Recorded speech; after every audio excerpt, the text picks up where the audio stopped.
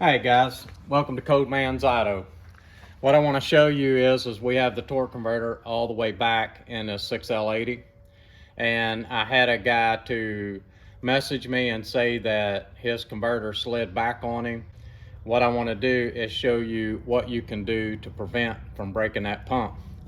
So this bracket, we did not make this bracket, but we use it.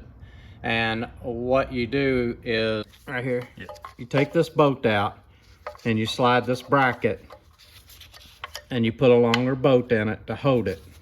But look what it does inside. You see inside how it holds the torque converter forward.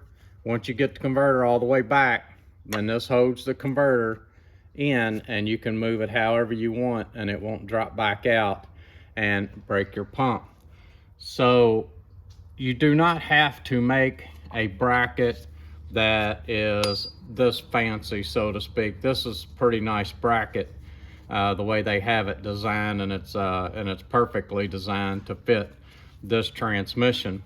But what we have done in the past is we have just taken a piece of metal, just whatever we could find, and bend it and run it up under and hold right here. Now here's what I want to show you is when we put it on this bolt and we put it up inside, you see where so you see where the flywheel flex plate bolts to the torque converter, and you can see that this is behind it. So you can bolt this transmission all the way up to the engine and go ahead and put your bell housing bolts in and everything, and then drop this bracket down out of here and pull your torque converter back there where you need it.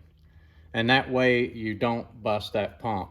I was gonna try to make a little better video than this, but because this guy had a problem, I wanted to go ahead and shoot this and let you know that you can make a bracket for this, and it works really well on the 6L80s and also the 4L60s. The 4L60s is the same way. But you can use a bracket like this on the 4L60s and it'll bolt up and everything the same way. Works out pretty good having that hole in there. And if you're